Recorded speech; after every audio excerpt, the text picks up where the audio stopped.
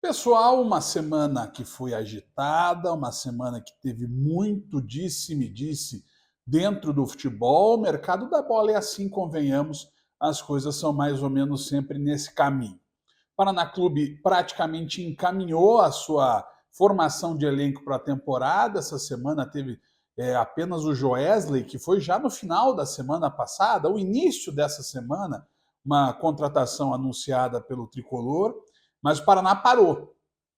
Então, possivelmente, vai vir apenas uma ou outra daquelas que se chamam oportunidades de mercado. Mas o elenco do Paraná está mais ou menos montado para a temporada.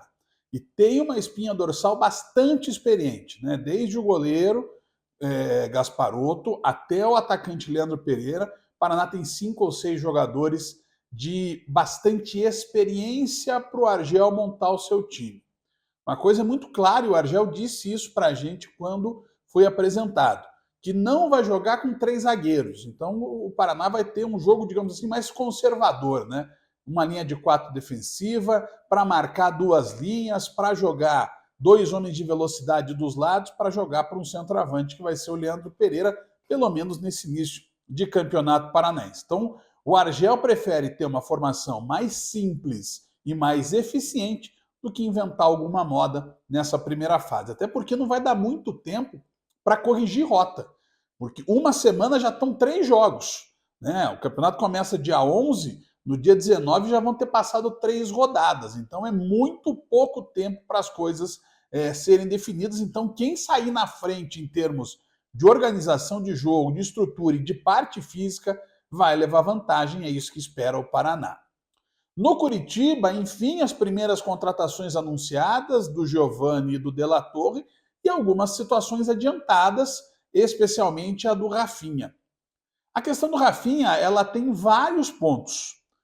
O Rafinha, claramente, ele já não tem a condição física para jogar o que vamos imaginar. Se o Curitiba for a final do Paranaense, são 17 jogos, mas aí, até uma terceira fase de Copa do Brasil, são mais 4, 21, mais 38, 59. Vamos traçar isso como uma meta para o Curitiba. 59 jogos, o Rafinha não tem condição física de jogar esses 59 jogos. A gente viu isso na última temporada do São Paulo. Mas ele é o exemplo claro do que o Curitiba quer para o seu elenco.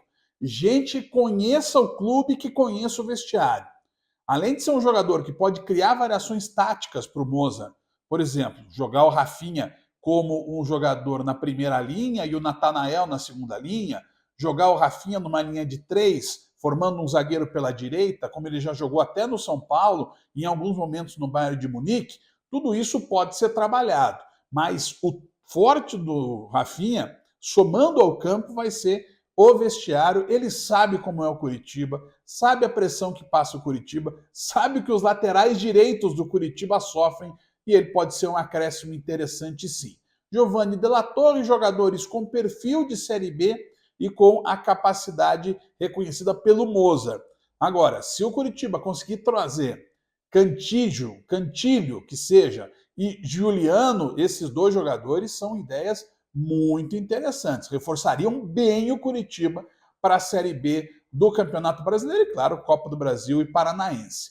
Mas o Curitiba tem que focar muito em Série B. E os 2, Cantilho e Juliano, chegariam para dar um peso maior a esse elenco do Curitiba.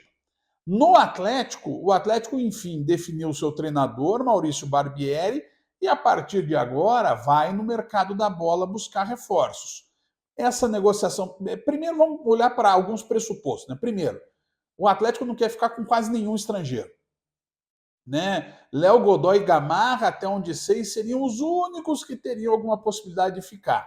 Então, quando você vê uma negociação do Léo Pelé pelo Coelho, você estranha, até pelo final de temporada que o Coelho teve. Mas, claramente, o Atlético quer eliminar um pouco de folha salarial. O Léo viria, talvez, para substituir o próprio Thiago Heleno, em termos de liderança, em termos de ser um zagueiro mais experiente, que o Kaique Rocha também não vai ficar.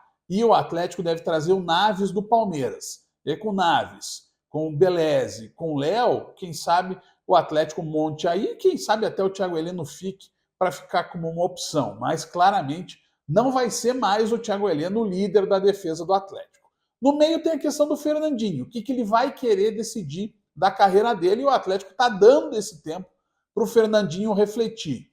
E aí o Atlético vai atrás de jogadores, vai tentando trazer alguns, vai apostar no Dudu, vai apostar no João Cruz, jogadores que certamente serão prioridade no trabalho do Maurício Barbieri, e na frente, com o Julimar e com o Luiz Fernando, o Atlético, em tese, tem seus dois homens de extrema. Aí fica a grande interrogação. Diório volta para o México, Mastriani o Atlético não quer. Pablo, fica ou não fica? Essa é a pergunta de $1 milhão. O que você, torcedor do Atlético, faria? Permaneceria ou não com camisa 92? Um abraço.